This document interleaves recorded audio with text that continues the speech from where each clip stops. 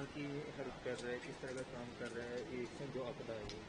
देखिए, यहाँ पे police administration, civil administration, NDRF, SDRF सारे मिलके और सिविल क्यूआरटीज हमारी जो हैं, जो पुलिस के साथ एसोसिएशन है उनका, सिविल एडमिनिस्ट्रेशन के साथ एसोसिएशन है।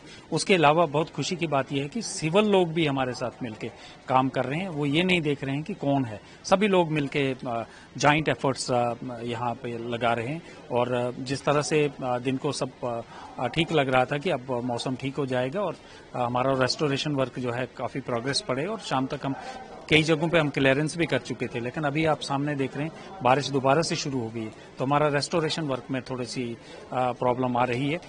लेकिन मुझे लगता है सुबह तक हम कुछ अगर मौसम ठीक रहा तो इस वर्क को दोबारा से तेजी लाएंगे। तो जैसे बारिश स्टार्ट हो गई है, नेशनल हाईवे क्लोज है, इस तरह के कितनी देर तक ये ठीक हो जाएगा? देखिए, नेशनल हाईवे का सबसे बड़ा इशू है रामबन टू रामसू। इस एरिया में 7 से 8 जगह पे बुरी तरह से नेशनल हाईवे में प्रॉब्लम्स है, जिसके ऊपर रेस्टोरेशन वर्क करने में अभी डिफिकल्टी, जैसे मैं बता रहा हूँ, आ रही है। अगर मौसम साफ होता तो इस वक्त रात को भी हम इसमें काम पे लगा के कुछ न कुछ रेस्टोरेशन वर्क करते।